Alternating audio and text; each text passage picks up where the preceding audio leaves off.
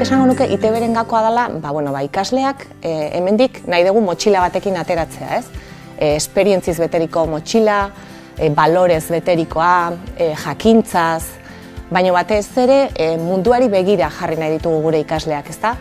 Eta orduan, zentzu horretan nik uste testuinguru berri honek hori ahalbideratzen dula, euskaldun bezala munduari begira jartzeko eta munduaren aktivistak izateko.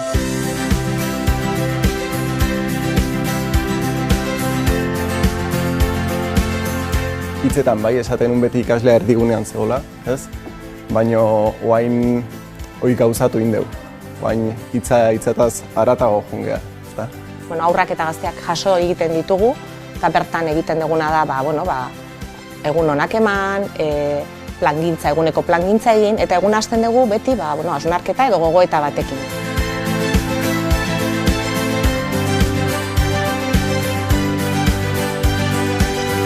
Mintegiak osatu dira, ikasgaiak alde batera utzi eta mintegiak eta tailerrak ditugu. Momentu horiek izaten dira jakintza eskuratzeko momentuak. Horiek dira behar bada lehenoko egiteko moduaren antzekotasun gehien duten momentuak.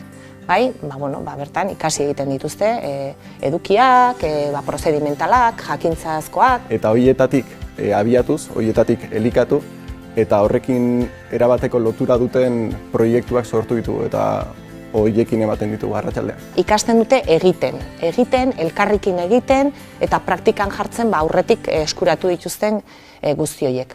Ikustea nola egiten duten orain taldeen lan mundiala da, benetako talde lana ikusten da. Eta gero egunaren bukaeran itxiera bat ematen diogu egunari. Eta bertan batzutan metakognizioa egiten dugu, beste batzutan zerbait ongi atera bazaigu ospatu egiten dugu. Beste oso importantea iruditzen zaitena da irakasleen lan egiteko modua. Honek behartu gaitu elkarlanera, bata bestearen beharra daukagu. Nik uste komunitate sentimentua ere areagotu egin dela, ez? Profesionalki ezinbestean da, elkarrekin kooperatzea, kolaboratzea. Komunikazioa ezinbestekoa da. Bai gure arten, baita familiekin eta baita ikasleekin ere. Aldatu du baita ere ebaluatzeko modua. Ikaslearen aspektu desberdinak hartzen ditugu kontutan, integralagoa da eta ebaluatu behar dugunez behartzen gaitu begirada aspektu horietan jartzea ere modu indartsuago batean. Barruko motivazio hori, motivazio intrinseko hori, sortzen zaie, piztu iten zaie, ikasteko gogo hori.